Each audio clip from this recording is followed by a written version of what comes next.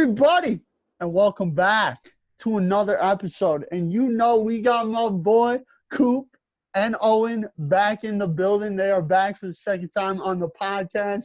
They're rocking some Bucks beanies. They're swagged out, man.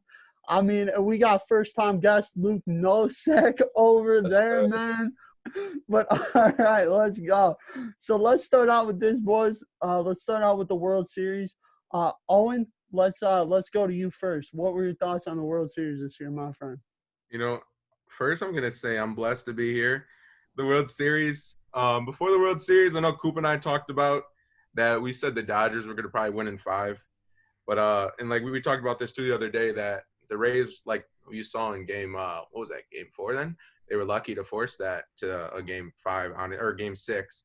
But I don't know. I guess in this case the best team won, man. I mean, the Rays, they probably had the best pitching overall in MLB. Then the Dodgers were up there too, obviously. But I mean, I get, it's a World Series, but come on, man, 60-game season. I know you had to go through the best of the best in the playoffs, but to me, I don't know. I mean, they won it obviously throughout the playoffs. They did well and everything, but asterisk title is what I'll say. That's what I was going to say. I feel like the Dodgers have been so good the past, 5 seasons, especially with them getting screwed in 17. They deserve to win. They're the best team. I mean, but I think, they deserved it. So I thought it was cool to watch Arozarena, though. I don't think it was really close at all. I think the Dodgers, the Rays got lucky to win 2 games. The Rays offense sucks. Without Randy Arozarena, they would have lost in the first round. And, I mean, everyone knew the Dodgers were going to win the entire time. It wasn't close. I don't care. Even when it was 2-2, there's down in my mind the Dodgers are going to win in 6. I never thought the Rays had a chance. Their offense The Rays' offense sucks. They actually have a historically bad offense for a World Series team. And don't even get me started on Kevin Cash taking Blake Snell out to bring in Nick Anderson, who gave up a run in 6 innings in a row. His last 6 appearances, he gave up at least 1 run. Disgusting. Dude, all I gotta say too is that honestly though, yesterday I was thinking there was a good argument for Arozarena to win World Series MVP. Because, dude, I mean, I know Corey Seager, but dude raked, man. He was killing. There was a good argument. I know, obviously, you got to be you're usually on the winning team, but he was balling. Like you said, dude. He set the hits record in the postseason. I think he set home runs record at 10, too. Yeah, 10, and I think he ended up with 30, I want to say. Yeah. That's 30 insane. for the postseason, around that. Yeah, but no, dude. Pulling Blake Snell. Like you said, the biggest issue, I saw something, there was an article that said the biggest issue wasn't even pulling Blake Snell, it was putting Anderson in. They said that was the biggest issue. So that's the thing for me. That's my argument, is the fact that he put Anderson in. Not that he pulled Blake Snell exactly, because if you look at Blake Snell's ERA after 5 innings, it's over 12. It's horrible. Yeah. So if they play by the numbers, which they do, that analytically makes sense. But bringing in Nick Anderson was a horrible decision. I mean, he has not been good at all. I don't know why he just kept going to him. He kept going to him, and he gave up runs every time. There's too much analytics, though, in baseball now, dude, especially when it comes to the pitching. I mean, I get it. I understand when you come around the 3rd time, but come on, who was it? Mookie? It was – who's the top 3? You go Mookie, Turner, Mookie, and Seager, say. Yeah, they went 0 for 6 with 6 strikeouts against him. I feel like you still play your numbers. Or you don't play the numbers, you just play who's dealing. So I think that was dumb, obviously. But I don't know. I think at the end, like you said, the Rays offense, I didn't even think they were going to score. And when you go up in the game, nobody's hitting a home run besides Arozarena. With the Dodgers, you're like, oh yeah, they're going to rake. It was 2-1, and it was a 6 or 7 run game. Oh yeah. Yeah, I mean, you guys really hit a lot of good points there. I will say this: I thought I definitely saw a different series than you guys did. I saw a very good series. I thought we were treated to a really good overall series. For a 6-game series when that talent gap is that big. The Rays, they played their heart out. So you got to give them credit. Randy Arozarena, like you guys are talking about, he played the playoffs of his life. And I mean, Blake Snell, man. I've said it before and I'll say it again. Blake Snell is one of the best pitchers in baseball. He's getting to that point now where he needs to be in that conversation. I totally agree with you, Cooper. Kevin Cash made the worst move ever, going from him to Nick Anderson. And I said right away, I go, this game's over. The Rays just blew their chance of forcing a Game 7 because if you leave Blake Snell in, there's a chance that the Rays win that game 1-0. There's a chance.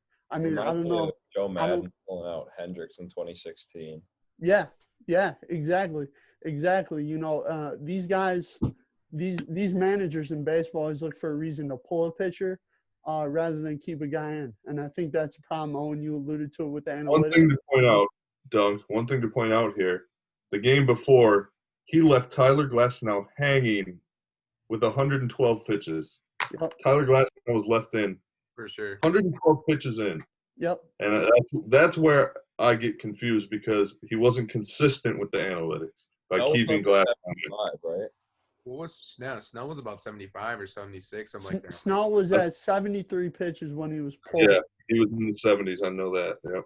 And I mean, you guys even alluded to it, 6 Ks against arguably, 3 of the hottest hitters that were going at the time. Mookie Betts, obviously, we know what he represents. Yeah, two of the best 3 players in the series, Mookie and Seager, right there. And I mean, you got Justin Turner, who he's been a staple of the Dodgers for years and years, And I also going off of Justin Turner, I also wanted to ask you guys, what were your thoughts about what happened last night with his positive COVID test? I mean, it was crazy. Not all the information is obviously out. We don't know like when the test was, all that. But what were your guys' thoughts? I read that he had a test on what day is it? So Tuesday, I believe he had a test. He had a test on Monday and Tuesday. Both came back positive during the game. And then they pulled him out, and the MLB told him to isolate, but he refused to isolate, and he came back out, took his mask off and shit. So it's obviously messed up. You could see him hugging his teammates and kissing his wife on the field.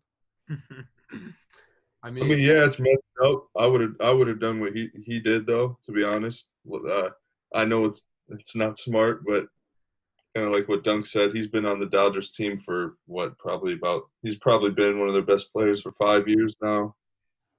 He's been to the World Series a few times. He's lost. I get where he's coming from, but also I feel like if anything, you got to put some blame on the MLB because how was he able to just walk right back out onto the field? How did no one stop him? Right. Yeah, definitely. And like Luke and Cooper, you guys alluded to. This is, there's obviously both sides of the story. There's obviously the side of the MLB needing to, intervene because, obviously the Dodgers, they're not, after winning the World Series, they're not going to want to have one of their core group of guys, one of their leaders in their locker room have to isolate. They're not going to want to have that happen. And, it sucks. And, I hope everybody is okay. I hope no one gets, severely sick or anything happens from this because it could get really bad for Dodgers and the whole baseball world in general. I think MLB is going to get shelled in the media for this one. But imagine, think about that though, the whole season, if they just did that, where a guy was allowed to play a game. I know it's the World Series, the implications are different. But he's allowed to play in the he's played 6 innings of a game and got pulled. How many times during the year do you think guys were playing with the virus and they just didn't say nothing? That's what I'm saying. You got to think about that because they were supposed to be in some kind of bubble, obviously. But how does a test not come back before a game? In the sense of you make the decision to pull a guy where you get told to get pulled in the 6th inning. Yeah, no, dude, that's definitely a bad look for sure. But I mean, that's Rob Manfred and everything. Yeah, I don't put it on Justin Turner at all. I don't blame Justin Turner. Not as well. No, I mean, like you guys obviously have said multiple times, is that this is a very interesting thing. We've never seen a virus like this in any of our lifetimes. We've never had to go through something like this. It's still going on. in Wisconsin, obviously, there's a rapid rate of cases. There's a lot of people getting sick every day. Hospitalization numbers are going up. For me, it's concerning that baseball didn't step in and, try to obviously protect the other people around. I mean, obviously Justin Turner, he deserves to have that moment, but baseball has to intervene. And I put that squarely on Rob Manfred. If you know that there's a guy that tests positive, you have to make sure that he is isolated, and he follows the proper guidelines, because guys, let's face it, we don't know if there's someone on the field, that's at a higher risk for this thing. I heard Dave Roberts, he's a cancer survivor, and it's been told that people that have gone through cancer are at a higher risk for the COVID, and Dave Roberts obviously fits that description. So that's very, very nerve-wracking to me, and I'm sure the Dodgers and MLB themselves are really praying right now that things work out here. Yo, Dunk, let's talk about something real quick. You ready? All right, what's up? What do you want to talk about?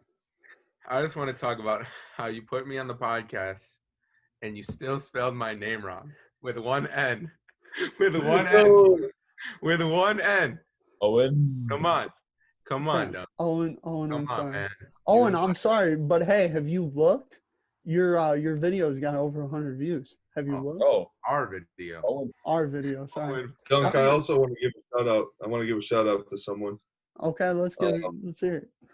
I want to give a shout out to myself for correctly predicting the Packers game. I think I told you 38-21. Yes, sir. Aaron Rodgers had 4 touchdowns and 350 yards. What was the score? 35-20, was it? Or something like that? So. It was really close. 20. Aaron Rodgers had 4 touchdowns, almost 300 yards. Yeah. I was spot on with that one. Dude, Yeah, suck. that was a good pick. Owen, I'm sorry. It won't happen again. Hey, I promise. wait up. I want to give one more shout out, 2 more shout outs to Dushik and Aaron Carnardi. Dushik and Aaron Carnardi. Shout out to them. Yeah, Aaron C.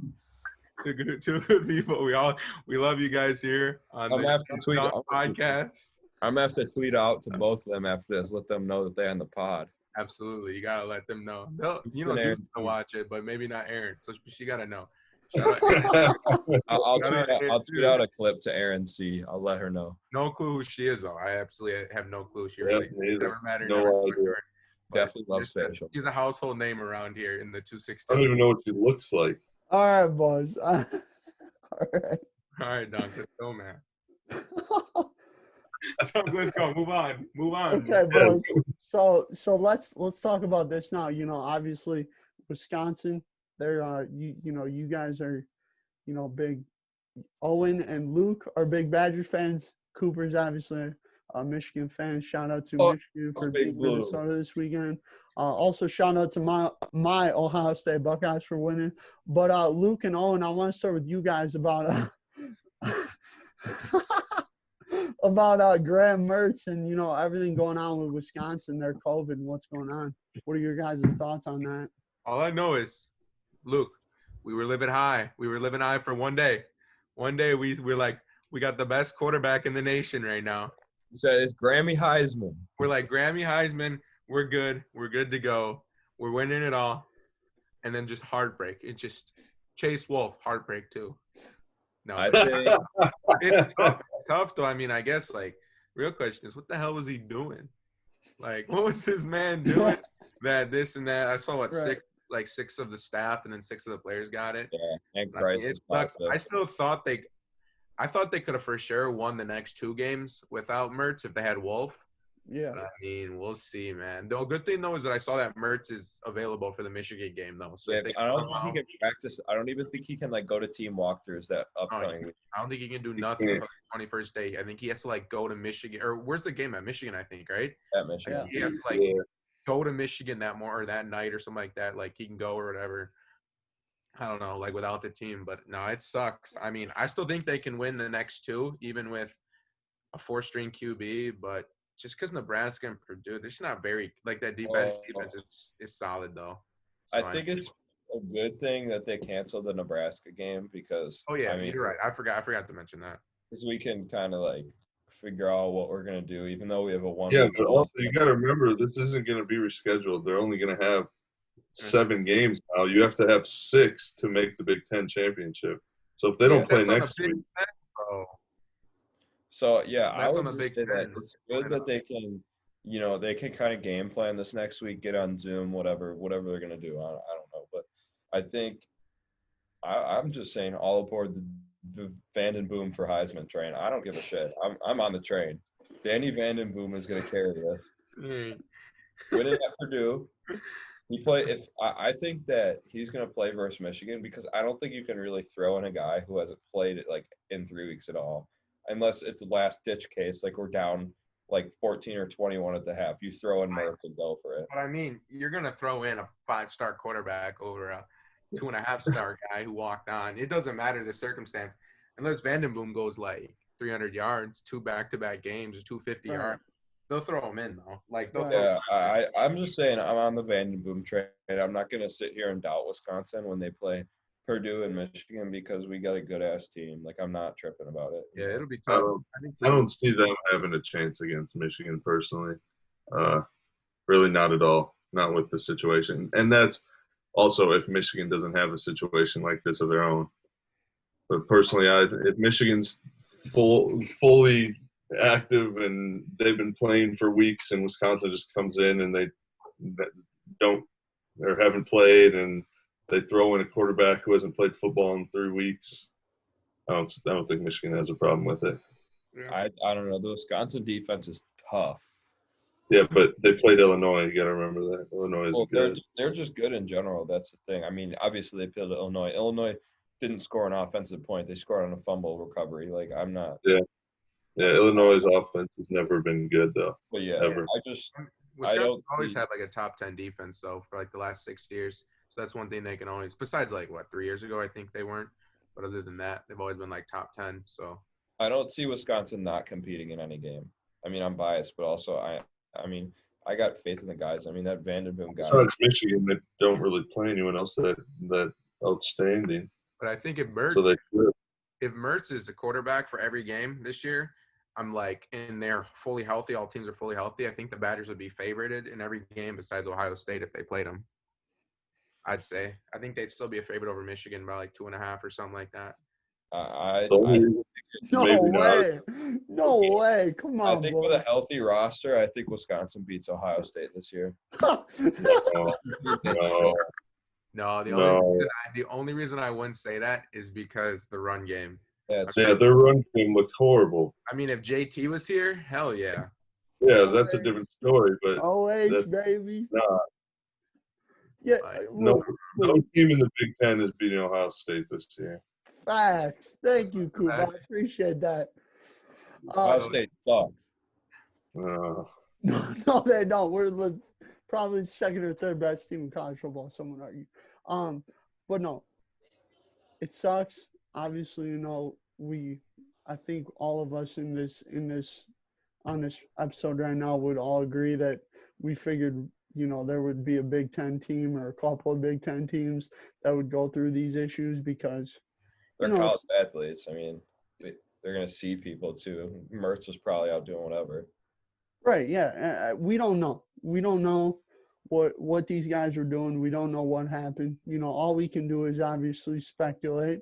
It sucks. It really does. You never want to see someone, get sick or, have to – obviously for the Badgers, they have to cancel, this week's game, at Nebraska. There's going to be probably another win for them if, they had everybody fully healthy. So, but Coop, like you were saying, I agree with you. No one's beating Ohio State in the Big Ten. But like you guys are saying, I mean, if you guys played Nebraska and Purdue without Mertz, you guys would probably win because, you guys still have a lot of talent, still have a good defense. Your run game isn't as great as the score of those games might actually be like 10-7. Like it really could be like final score 10-7. Yeah, for sure.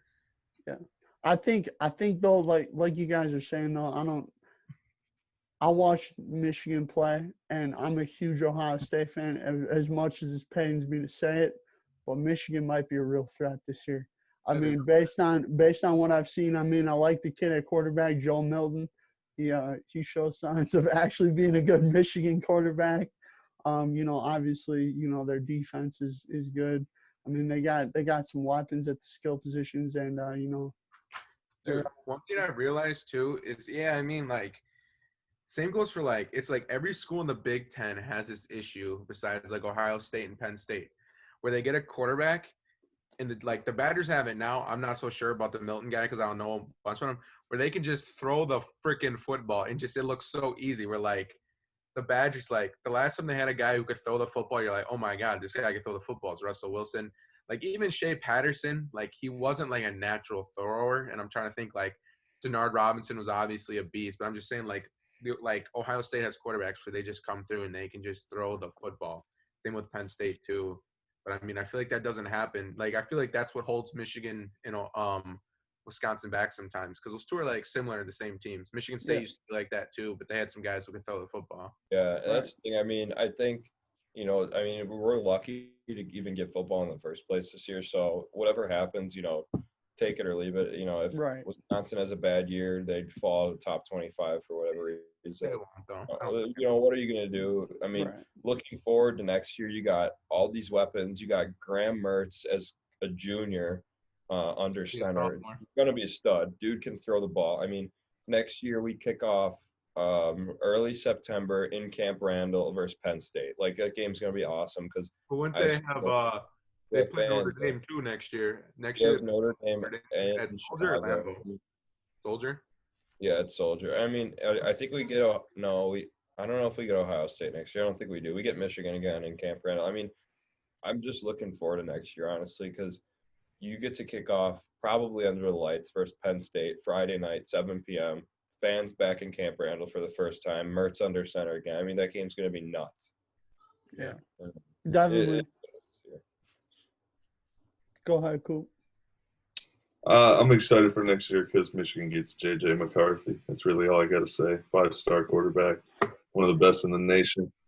Been committed to Michigan for a few years now, so I've been excited for a while, just waiting for him to get there. But Joe Milton has the strongest arm I've ever seen in my life. It's ridiculous. He might. No, I'm not saying he doesn't have the arm strength. I'm just saying there's some guys that are just natural throwers. No, I get what you're saying. I'm just saying if you're talking, just throw the ball. Joe Milton can throw so fast and so far. It's disgusting. Same with Lamar Jackson. Lamar Jackson has the best arm in the NFL. Like exactly. That's what his arm is.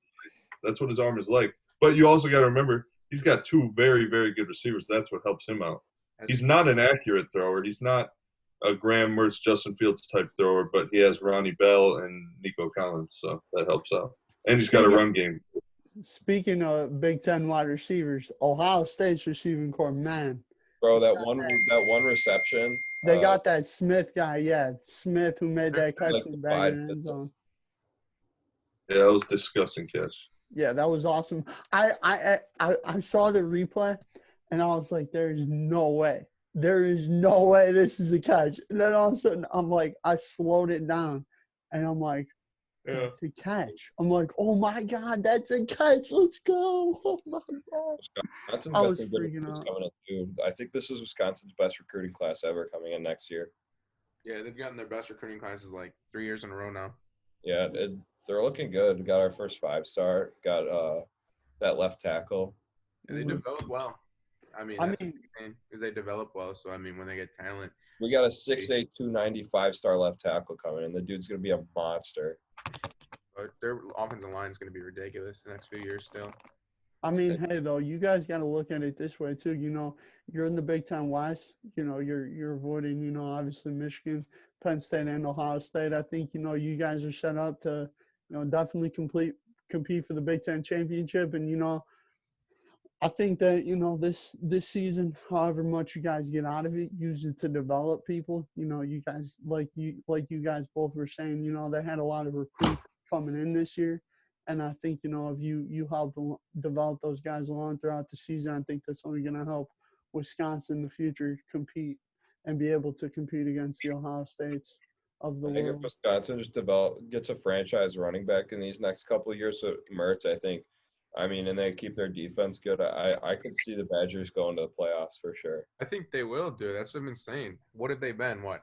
They've been like the outside team, like the 6 or 7 or whatever it is. They've been like one of the outside 3 teams, like 3 of the last 5 years, damn near almost. Right. So it's possible. They've had like The 3 only thing chances where that sucks is they've been that team because they lose to Ohio State, and it's just I don't know if I see them beating Ohio State.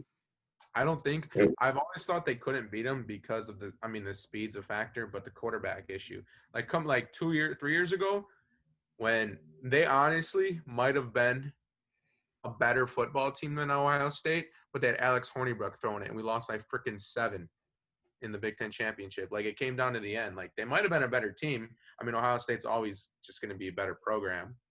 But, I mean, I don't know. They just – Badgers haven't had good quarterback play. Was that the year, Owen, that the Badgers and Cooper as well, if you want to weigh in, when the Badgers went undefeated throughout the regular season and they played Ohio State, is that the year? That's the year that I'm talking They show flashes too. Like I went to the Big Ten championship game in Indy in December 2019. And I mean, the Badgers were up 21-7 at half, and then they came but 42-20. You knew they weren't going to win the game. That's the thing. It never felt like they were going to win the game. I mean, I don't know, boys. I would disagree. I was freaking out, literally. You can ask that game was nuts, and that stadium was probably 80% Ohio State fans. It was insane. I hate Ohio State, but Ohio State makes a Big Ten championship every year. That is their second home. They fill it up every year. I hate them. I hate them with a passion. Just like one thing that's known too is like it's ridiculous how well Wisconsin in the last 20 years has filled up the Rose Bowl because they've been there like 7 times. Right. Like, but you're right. Yeah, Ohio State.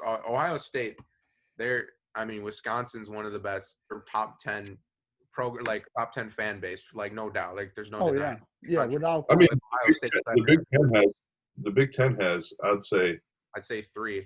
4. 3 along with 4. I'd say you got Michigan, Ohio State, and Wisconsin. What's the other one you'd say? Penn State. That whiteout at Happy But you Valley have to hit think about basketball too. Like you got to bring in everything here. Yeah, I mean, you got to think like Wisconsin across the country, Ohio State across the country, Michigan across the country. You can't really say the same for Penn State as much as those. Right. Yeah. Yeah, I would agree with you guys. Oh, what's up, Adam? What's up, buddy? What's going on, man? Not much. We're just filming a little podcast. We're talking about some key sports topics, all that good stuff. Man, nobody better to do it, man. Nobody better to talk about sports. Yeah. All right, boys. So let's take a dive into what happened this weekend. What were your guys' biggest takeaway from this weekend in the NFL? Cooper, let me start with you. Let's hear your biggest takeaway. Start with me. I told you that the Packers were going to win. The Packers won. The Bears suck. They are going to be 5-4 in 2 weeks. The Seahawks, they are in too many close games. They aren't as good as their record shows. They're good, but they're not as good as people think. The Buccaneers look good again, sadly.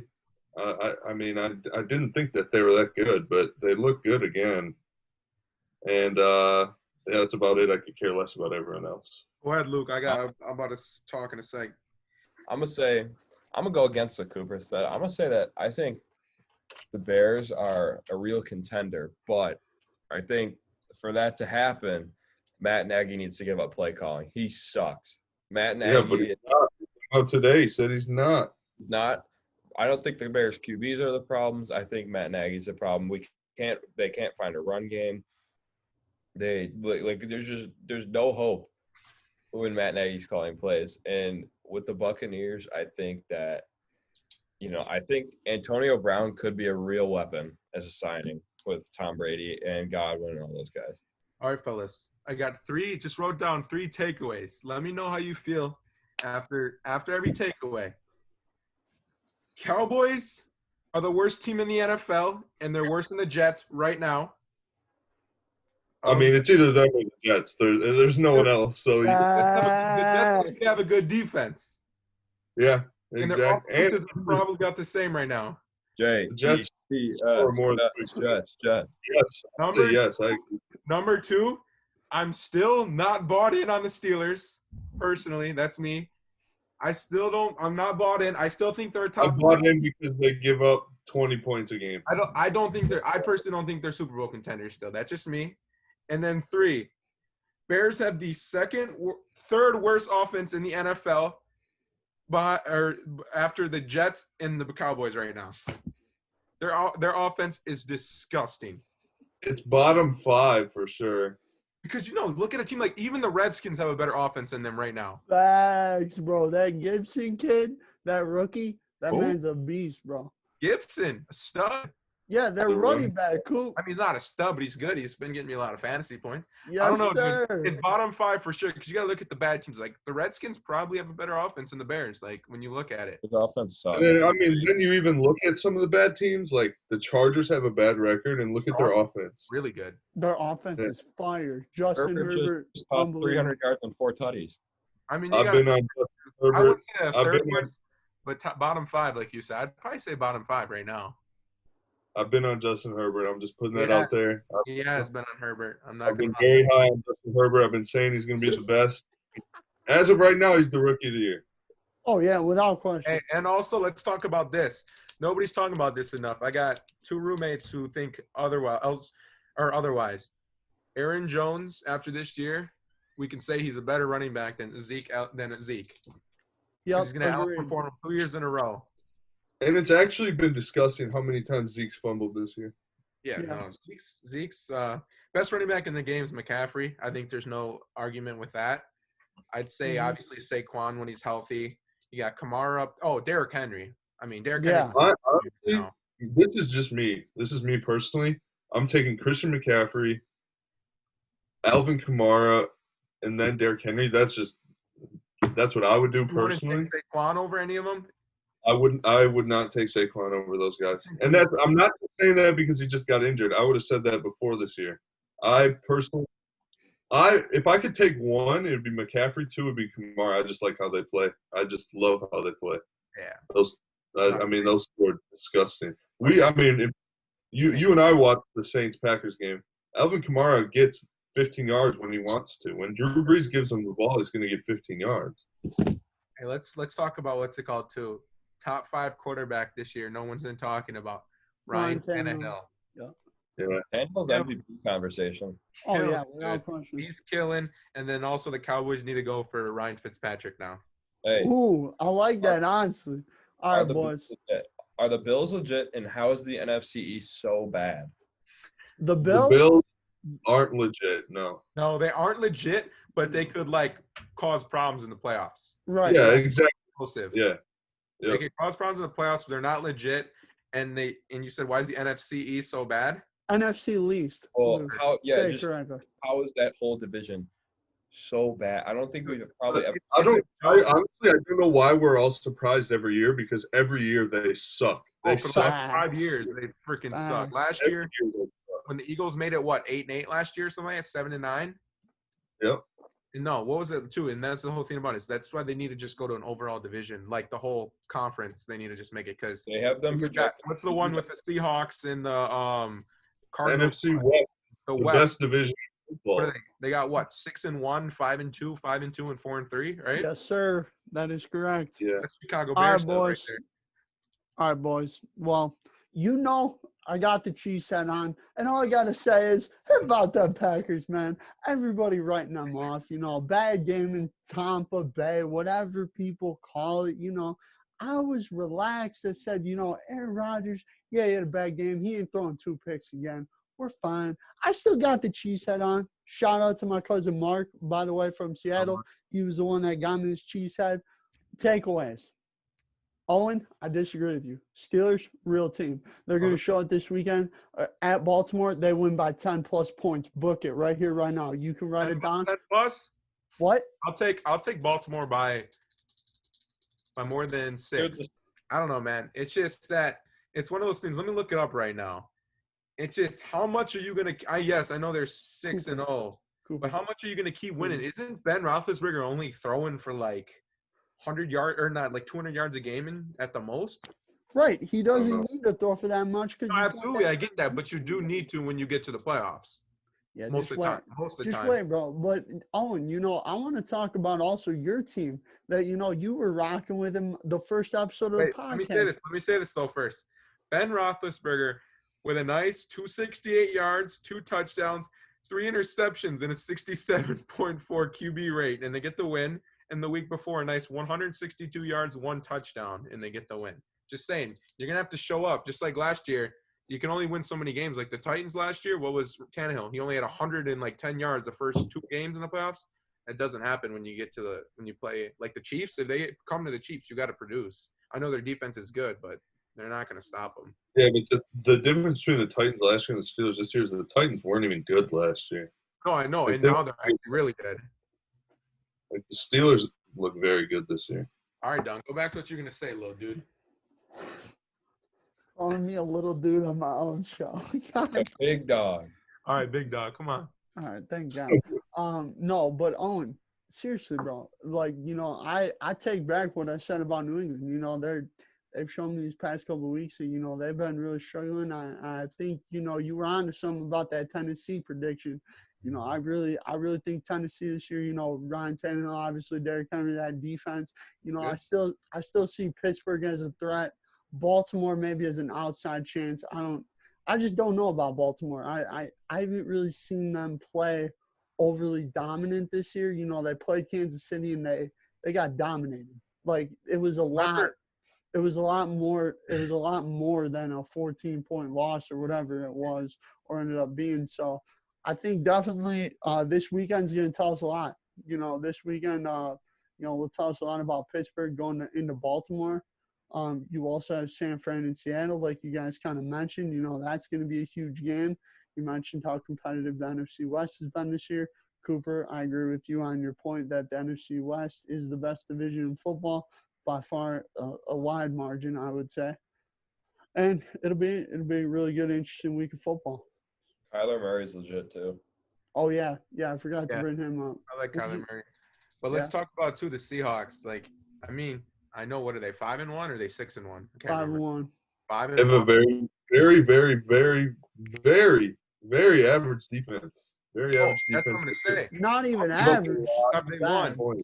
How many games They have have they a bad- won at the end? Like where they could have. There's like 4 games where they literally could have lost. They could have went the other way. But let's also look at that Cowboys game. How many points did they give up? 30-something to the Cowboys. They were down 30-15. Yeah. They gave up a bunch of points to the Cowboys, a bunch of points to the Cardinals. And to be honest, the Cardinals are what, 4-2, 5-2? 4-2. I mean, I want to say they didn't look good against. They looked horrible when they played the Lions. The Cardinals did. They haven't been too impressive. They're good, but they haven't been too impressive. So, I don't think the Seahawks can beat the Packers. No, I don't either. Or Tampa Bay. I think the Packers Packers right offense now. is better than the Seahawks offense. Tampa Bay is probably number 1 right now in the NFC just because they've been so dominant. Packers right behind. You know who I like at 3? I mean, the Seahawks I do think are still good, but I think the Rams are legit too. Like you watch the Rams, I think they're pretty. Yeah. I mean, Jared Goff's kind of dealing this year where last year he just crapped the bed last year, man. But now they look good. Bears, like you said, Coop, they'll be 5-4 in 2 weeks. Yeah. And I'll bet my mortgage on that. The Bears could have a losing record in like a month. They got a tough schedule, right? Don't they got like 4 tough teams in a row? Yeah, the next 4 games for the Bears are home against New Orleans, at Tennessee, I believe, at Minnesota, and at Green Bay.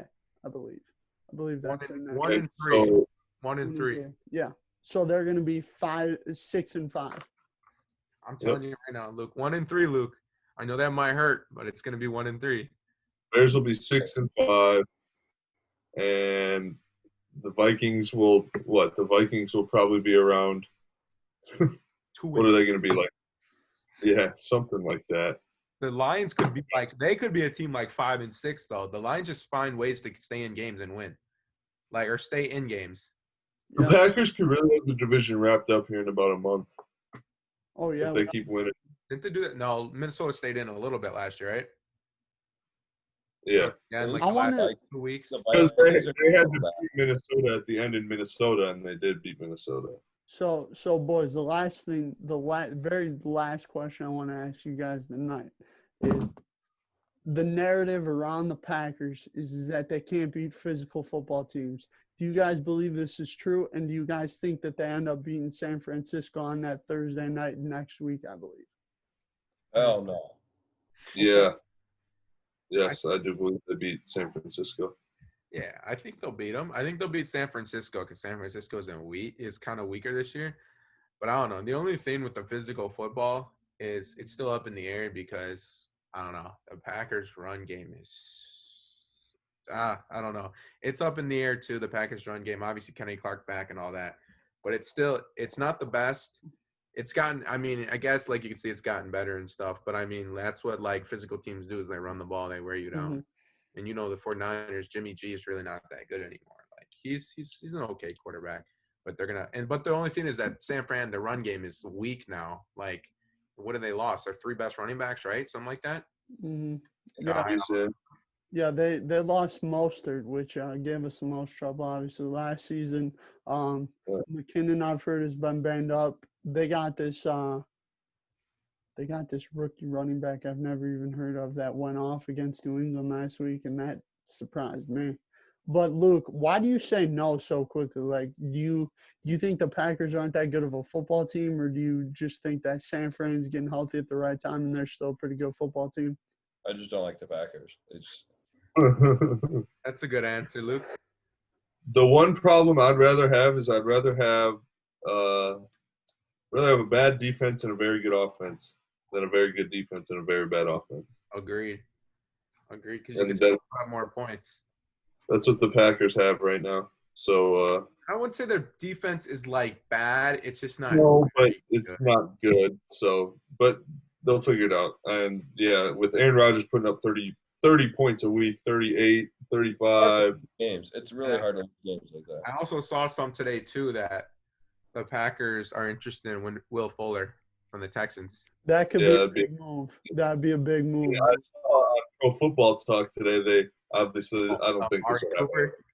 They said that the Packers should call the Cowboys about Amari Cooper. Hey, I'll say this right now too. Right now, healthy. Give me Devontae Adams over anyone. Facts, bro. Please. Anyone. Always. The best. He might be the best. Hashtag Owenn for president, baby. He's not the most physical guy. There's nobody else in the NFL that you look can put up 180 yards like he can because he can do it so. They've always said that. You go on, you watch NFL Network, you listen to other players. They ask him, they say, who's the best route runner? And he's like, who has the best footwork at the line? And they're like, Devontae Adams. He gets away from you. They're like, argues about it. They're like, no, nobody talks about it. They're like, Devontae Adams, they said he gets to where he wants. And also, was crying. Remember, Ocho was crying watching his routes. Adam and I had this argument last week. We talked about – here's the thing. We talked about if Allen Robinson is elite. I told him I personally don't think Allen Robinson is elite. He is. No. Just doesn't have good quarterbacks or a good scheme. He's a very good wide receiver. I know his quarterback, this and that. And then like we just kept arguing like this and that. And I told him, I was like, because we went about it. We listed the most talented wide receivers in the NFL. We got him around 12, 13-ish. And he said, well, out of all the wide receivers in the NFL, this and that. I'm like, but at what point, like 13 guys, I was like, in my opinion, I was like, it depends how you said. I don't think 13 still makes you elite. I think you got to be around like 8, 9. I know there's so many of them. I was like, we're a quarterback. There's only about 4 elite quarterbacks in the NFL at a time. I was like, I don't think Robinson anywhere near the level of DeAndre Hopkins, Julio Jones, Devontae Adams, Mike Evans, or Michael Thomas. I mean, he's not those guys. I don't care if he has a bad quarterback because, I mean, that's just unlucky. Because there's still guys like Mike Evans who's not elite, I don't think, and he's better than Allen Robinson. Mike Evans he would be my final elite. Those are my elite right there. Michael Thomas, Mike Evans, Hopkins, Julio Jones, Devontae Adams. That's it right there. You'd keep like Godwin, Ridley, and like who else is? Diggs is up there. Amari Cooper's up there. Exactly. What about Tyreek? What about Tyreek? Tyreek's up there. I think he's like DK Metcalf's making a name for himself. DK. See, I don't think a DK is necessarily elite yet, but I think he might be the best receiver in the next 3 years. But I would take DK Metcalf over Allen Robinson. I would. And that's personally. what Adam and I argued about. He used the situation with him in Chicago. Like, I understand that. I was like, I understand he was with the Jaguars too and everything. Like, yeah, he hasn't had a good quarterback. He's like, well, look at this. He's like, he's like, if Devontae was here and there, I was like, yeah, you can use that. I was like, but like I said, Devontae's known as being the best route runner in the NFL. He's known as getting the and like, that's just unlucky on his part. You can't knock anyone else. He could have signed with the Packers. You remember that? Allen Robinson could have signed with the Packers. The Packers wanted him, but he decided to go to Chicago. I mean, you can't knock any other receiver for having a good quarterback and him having a bad quarterback. So true. Luke, I mean, Devontae still put up those stats with Huntley and stuff too. He was still dealing. He was still getting. hey, yo, Luke, top 5 receivers. Let's hear yours. Like Mooney, Allen Robinson. Mooney's good. Dude, No, Mooney is good. I do think that guy's a really good He's draft. underrated, dude. But he's a guy where I feel like you got to use him in the jet sweep too. Like, I feel like he could be. I watched a video of some of his routes this year. He burned Jalen Ramsey twice on Monday night, but they just couldn't get the ball to him because Bears. It's Like, so weird yeah. though. Before you say your top 5, one thing I realized that too is it's so weird how guys in the NFL, like, especially like you see this on the Packers a bunch too. They'll be like undrafted free agents like Lazard and Geronimo, and you're like they look like they're really good. Like, I know it's How like, does someone who's 6'4", athletic as hell, fast, good hands, go they both undrafted? were like that, right? Wasn't Allison like 6'4" also? Like, Geronimo Allison was tall, but even he wasn't as athletic as Lazard. Lazard's like a freak. I know. Like, It's so weird. Like the other night, they had I can't remember his name, but the Saints, they brought in just some undrafted guy they signed the week before, and he had like 130 yards. Drew Brees talked about him too. Like, it's so weird how some of these guys, like a lot of the good receivers, aren't even from there's like a lot of good players in the NFL that aren't even from big name schools. Yes, Yeah, no, not at all. All right, I really wish All Howard right, wouldn't have got. All right, Luke, let's hear your top 5. Howard wouldn't have got injured. He would have had a breakout year. I don't really have much of an opinion, honestly. I'm not like educated enough to know because I haven't played fantasy in so long. But like, you know, Dunk, I got you right here, right now. I'm going right now. It's Devontae Adams and DeAndre Hopkins, 1A and 1B. Those Okay. those are the best 2 wide receivers. Okay, then who's the last 3? Are you talking this year, or are you talking me naming my 5 best wide receivers? 5 best, just like off the top of your head, just spit them out. 2, 1A, 1B, Julio Jones, Mike Evans, Mike Thomas. All right, boys. Well, that's a good list. That's a good list. I'm about to give you. That's doing shit. So if you're going off most talented receivers in the NFL, like I'm just going most talented, I would go Julio 1, Hopkins 2, Thomas 3, Devontae 4, and Odell 5. If you're going off most talented, but you could exchange almost. That's interesting. Devontae and Odell. I mean, I Odell. would Tyreek Hill over Odell Beckham. I would. Yeah, personally. maybe. I don't know. Sammy Watkins, baby, big year coming up. For sure. All right, boys. Well, hey, thank you all so much for coming on. I really appreciate it. You know, all you guys, you know. Have fun editing. Yeah, this one's definitely gonna take some time to get out, but I appreciate all you guys for coming on the show. Luke, thank you very much for joining us. You know, first time guy. I appreciate you so much. Owen, I will make sure to spell your name correctly this time. And Cooper, you know, man, thank you so much for coming on again. We really appreciate it. You know, you're one of the fan favorite Michigan fans, you know, on the show. So I appreciate you guys so much. You know, this video is going to take a little bit of time to get out than some of the other ones, but all right, boys. Well, I appreciate you guys so much. Y'all have a good night. And I will let y'all know when this will be up. All right. Yes, sir, dog.